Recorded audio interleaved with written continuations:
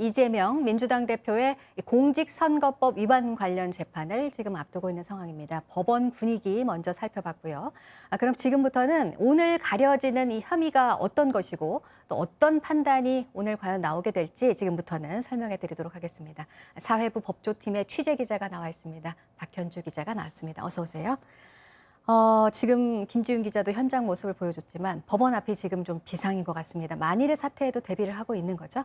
네, 그렇습니다. 방금 화면에서 보신 것처럼 지지자들이 법원 앞을 가득 메우고 있는 상황인데요. 법원은 보안 대책 마련에도 만전을 기하고 있는 상황입니다. 이 재판부 판사에게도 퇴근길 경호 인력을 붙여서 이 신변 보호에 최대한 신경을 쓰고 있다는 입장입니다. 네. 오늘 이 선거 결과가 어떻게 나오느냐에 따라서 이 대표의 정치적 입지에 영향이 크기 때문에 민주당 의원들도 좀 집결을 했다고 그래요. 네, 그렇습니다. 지금 화면에서 일부 잡히고 있는데요. 민주당 박주민 의원, 문진석 의원, 이건태 의원도 좀 보이고요. 전용기 의원, 이재정 의원도 보이는 것 같습니다. 사실 이재명 대표는 오늘 오전에 되도록 오지 않는 게 좋겠다는 의견을 밝혔는데 그럼에도 불구하고 꽤 많은 의원들이 지금 법원에 도착을 해서 자리를 잡고 있는 모습입니다. 네, 민주당 의원들이 이재명 대표가 법원에 도착하기를 기다리는 모습 지금 화면으로 보고 계시고요. 이 대표가 지금 받는 형사 재판이 모두 4건입니다. 오늘 그 가운데 처음으로 이제 법원의 1심 판단이 나오는 거고 아무래도 유력 대선 주자고요. 또 야당, 제1야당의 대표이기 때문에 이제 결과에 관심이 집중될 수밖에 없는데 재판이 이제 조금 뒤면 시작이 되게 되고요. 그럼 이제 중요한 부분이 결과는 언제쯤 나올 것이냐. 지금 어떻게 예상이 되고 있나요? 네, 일단 재판은 오후 2시 반에 시작이 되고요. 네. 일단은 쟁점들이 있기 때문에 재판부에서 주요 쟁점들을 하나씩 정리를 하면서 그 쟁점에 대한 판단을 설명을 하고 또 재판부에서 검찰과 이 변호인 측이 얘기했던 내용들이 있을 거잖아요. 그래서 네. 그런 것들을 좀 설명을 한 다음에 그 쟁점에 대한 판단과 함께 주문 낭독이 이루어질 거라 좀 풀어야 할 내용들이 일부 있는 상황이어서 시간이 네. 좀 다소 걸릴 수 있을 걸로 보입니다. 네. 그럼 또 이 부분을 자세히 짚어봐야 할 게 오늘 재판에서 이재명 대표가 받는 혐의가 그럼 무엇이냐. 허위 발언과 관련이 된 거죠? 네, 그렇습니다. 종합적으로 말하면 2021년에 이 이재명 대표가 대선 후보자 시절 말한 이 2가지 발언으로 현재 지금 재판을 받고 있는 상황입니다. 네. 한 언론 인터뷰에서 말한 김문기 전 성남도시개발공사 처장을 성남시장 시절 때는 몰랐다고 발언한 것과 네. 이제 국정감사에서 백현동 부지의 4단계 용도 상향은 국토부 협박 때문이라고 말한 이 2가지 발언입니다. 먼저 그 내용 한번 들어보고 오겠습니다. 네. 김문기 처장은 개인적으로 시장 재직 때 좀 아셨습니까? 아니면 어떻습니까? 제가 시장 재직 때는 몰랐고요. 예. 그러니까 뭐 합의 직원이었으니까. 국토부 장관이 도시관리계획 이거 변경 요구하면은 지방자치단체장은 반영해야 된다. 의무 조항을 만들어놨습니다. 이걸 가지고 만약에 안 해주면 직무유기 뭐 이런 걸 문제 삼겠다고 협박을 해서. 네, 이재명 대표의 과거 발언 2가지를 들어봤습니다. 그러니까 2가지 쟁점이에요. 먼저 이제 짚어볼 거는 고 김문기 전 성남도시개발공사 처장을 모른다고 발언을 할 부분이요. 이 부분은 왜 문제가 되는 건가요? 네, 일단 검찰 설명을 좀 요약을 해보면요. 이재명 대표가 이 대선 당시 논란이 됐던 대장동 개발 특혜 의혹 논란을 차단하려고 김문기 전 처장을 몰랐다고 말한 거 아니냐. 이렇게 말하고 있는 게 지금 검찰의 주장이고요. 네. 김문기 전 처장은 대장동 사업 협약서에서 초과이익 환수 조항을 삭제한 핵심 인물로서 수사를 받았던 인물이었습니다.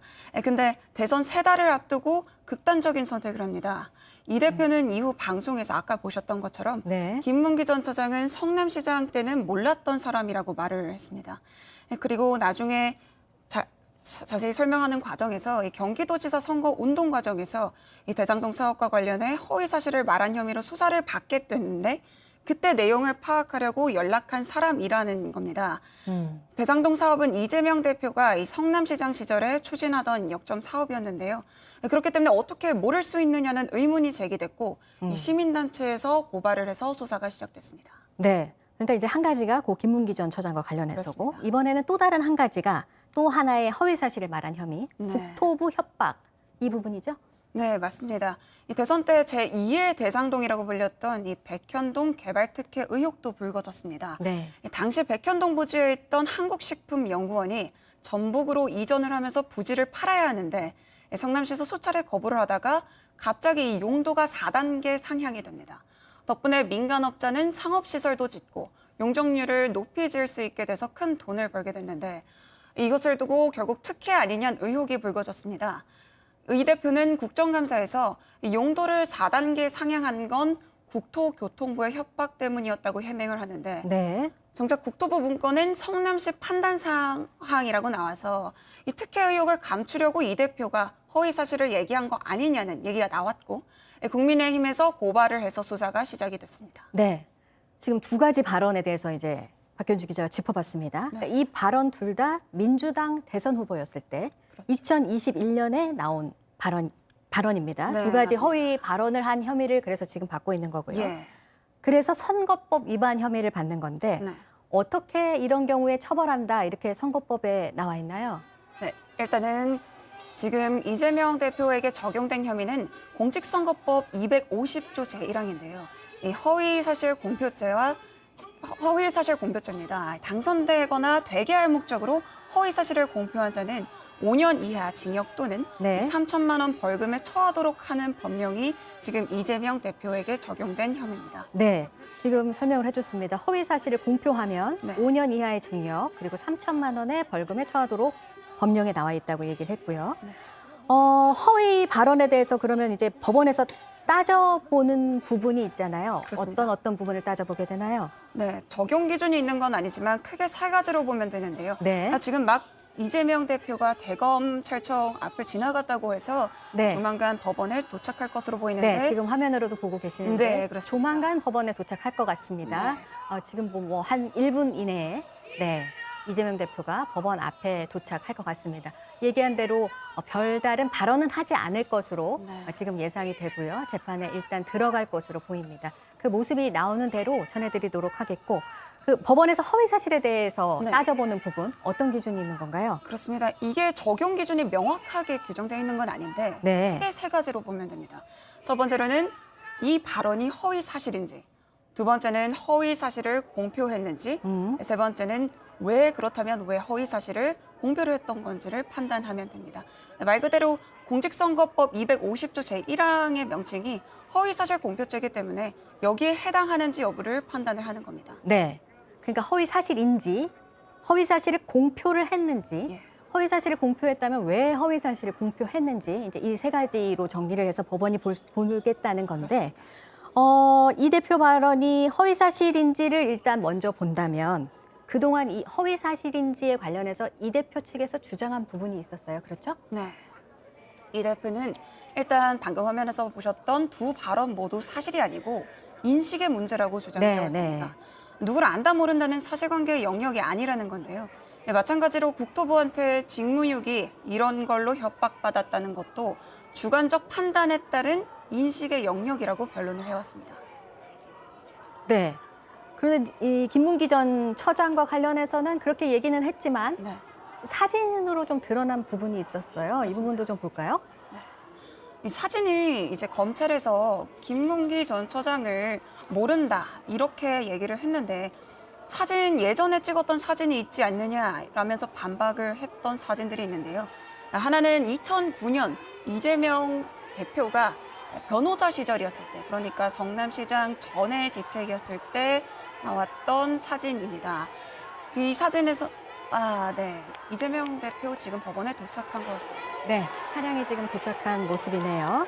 네, 이재명 대표가 법원에 나왔습니다.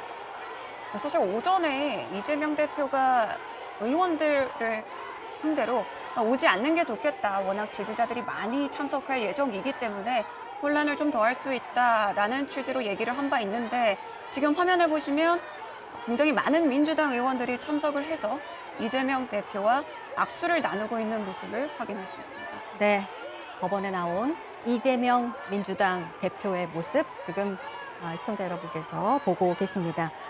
오늘 4개 재판 가운데 처음으로 이제 법원의 판단을 받게 됩니다. 오늘은 공직선거법 위반 혐의에 대해서고요. 오늘 1심 선고를 받게 됩니다. 법원에 들어가기 전에 인사를 하는 모습 보고 계시고요. 화면 가운데 이재명 대표의 모습이 보입니다. 제일 중요한 건 이제 오늘 어떤 법원의 판단이 나오게 될지에 따라서 뭐 운명 이런 얘기 하잖아요. 이재명 대표의 이제 운명이 결정되게 될 텐데 그 부분을 박현주 기자가 한번 정리해 주실까요? 선고 결과에 따라서 어떻게 달라질지요? 네, 결국은 의원직 상실령이 나오냐 마느냐인데요. 유죄가 나오더라도 의원직 상실령이 나오게 되면, 그러니까 여기서 말하는 의원직 상실령은 선거법에선 100만 원 이상이 나오면 의원직을 상실하고 향후 5년간 선거에 나올 수 없기 때문에, 만약에 법원 재판부에서 100만 원 이상을 선고를 하게 될 경우에는 네. 다음에 선거도 나가지 못하고 의원직을 잃게 되기 때문에 상당한 치명타를 입게 됩니다. 민주당 입장에서도 대선 선거 보전 비용 434억 원을 반납을 해야 합니다. 그렇기 때문에 굉장히 파장이 클 것으로 보이고요. 지금 화면에서 인파가 굉장히 많이 몰려서 재판 지연 논란도 있었는데요. 네, 현장 목소리를 한번 들어볼까요? 발언을 이제 원해서 마이크를 줬는데 별다른 발언은 없이 이재명 민주당 대표 지금 법원으로 들어갔습니다. 네, 1심 선고 재판이 이제 잠시 뒤 한 10여 분 뒤입니다. 2시 30분부터 시작이 되게 됩니다. 오늘 선고에 따라서 정치적 입지에 큰 영향을 받게 될 민주당 이재명 대표 재판을 받기 위해서 이제 법원으로 들어간 모습까지 보셨습니다.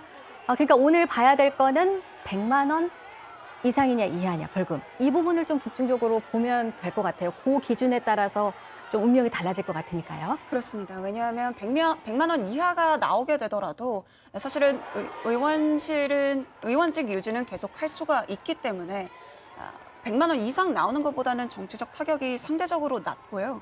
그리고 무죄가 나오면 오히려 이재명 대표의 그 정치적 입지가 강화될 수 있는 요인이어서 결국은 재판부가 지금 이재명 대표가 받고 있는 혐의가 향후 의원직을 상실할 만큼 굉장히 엄중한 범죄였느냐를 인식했는지가 가장 중요할 것 같습니다. 네. 그럼 조금 전에 짚어봤던 오늘 쟁점에 대해서 얘기를 좀 더 해보도록 하겠습니다. 지금 보고 계신 화면은 조금 전에 이제 법원 안으로 들어가는 이재명 민주당 대표의 모습을 보셨고요. 지금 박현주 기자가 오늘 선고 결과에 대해서 어떻게 운명이 달라지게 될지 또 설명을 해줬습니다. 두 가지 거짓 발언, 혐의에 대해서 저희가 지금 짚어보고 있어요. 허위 사실인지 아닌지 본 뒤에 허위 사실을 공표했냐, 이 부분에 대해서도 오늘 또 법원이 판단하게 되지 않습니까? 네, 그렇습니다. 허위 사실인지 아닌지를 따진 다음에 그다음에 공표했는지 아닌지도 따지게 되는데요. 이게 사실 허위 사실을 말을 하였다고 하더라도 공표 범위에 해당하지 않으면 허위 사실로 처벌할 수 없다라는 판례가 있었습니다. 뭐 대표적으로 참고할 만한 게 이 대표의 과거 2020년 네. 공직선거법 위반 혐의 관련 대법원 판례인데, 당시 이 대표는 선거 TV 토론에서 이춘영을 정신병원에 강제 입원시키려 했다는 상대 측 질문에 그런 적 없다고 대답을 했습니다. 결국에 허위 사실 아니냐는 의혹이 제기됐는데 2심까지는 벌금 300만 원의 당선 무효형이 나왔거든요. 그러니까 100만 원 이상이니까 의원직 상실형인 거죠. 하지만 대법원에선 그런 사실이 있다고 하더라도 공표 범위에 해당하지 않기 때문에 처벌할 수는 없다고 판단을 했습니다. 그래서 재판부가 이번에 판단을 하였을 때도 이 허위 사실인지 아닌지 여부와 더불어서 공표인지 아닌지 또 판단할 수 있을지 여부를 좀 주목해 봐야 될 것 같습니다. 네. 또 이 부분도 말씀드려야 되는 게 오늘 1심 선고잖아요. 그러니까 대법원 확정이 아니라 오늘 나오는 게 1심 선고입니다. 네, 사실 1심 선고기 때문에 오늘 선고 의원직 상실형이 나왔다고 하더라도 뭐 2심에서도 다른 결과가 나올 수도 있고 대법원 가서도 또 무죄 취지의 파기환송이라든지 다른 결과가 나올 수 있습니다. 마찬가지로 반대로 무죄가 나온다고 하더라도 2, 3심의 결과가 달라질 수 있기 때문에 결과는 얼마든지 변할 수 있다는 점을 좀 짚고 네. 넘어가야 될 것 같습니다. 네. 그래도 오늘 1심 선고 결과가 파장이 있기 때문에 오늘 저희가 이렇게 뉴스 특보로 이재명 대표가 법원의 판결을 받는 이 모습도 보여드리고 있는 건데, 그래도 오늘로서도 정치적인 파장은 클 것으로 예상되죠. 네, 그렇습니다. 네. 일단 재판부에서 판단한 여러 쟁점들이 있을 거기 때문에 범죄에 해당한다고 볼 수 있을지 여부에 대한 판단이 나오게 되면 아무래도 정치권에도 큰 파장을 줄 수 있지 않겠느냐라는 분석도 나옵니다. 네. 그럼 박현주 기자, 이 부분을 다시 한번 시청자 여러분께 짚어드리면 좋겠어요. 오늘 이 나올 선거 결과의 시나리오에 따라서 네. 어떻게 될지 그 부분을 다시 한번 짚어볼까요? 네, 일단은 아까 잠깐 말씀드렸던 것처럼 유죄가 나오더라도 100만 원 이상 의원직 상실령이 나오면 네. 민주당으로선 정치적 타격이 클 수밖에 없습니다. 왜냐하면 이재명 대표의 경우에는 100만 원 이상의 의원직 상실령이 나오면 향후 5년 동안 선거에 나갈 수가 없고 또 의원직을 상실하기 때문에 정치적 입지에 타격이 크고요. 또 민주당 입장에서도 선거 보전 비용 434억 원을 반납을 해야 되기 때문에 결국에는 100만 원 이상의 판결이 나오느냐 여부를 지켜봐야 될 것 같습니다. 알겠습니다. 오늘 여러모로 관심이 집중되는 이재명 대표의 재판입니다. 박현주 기자 수고했습니다. 잘 들었습니다.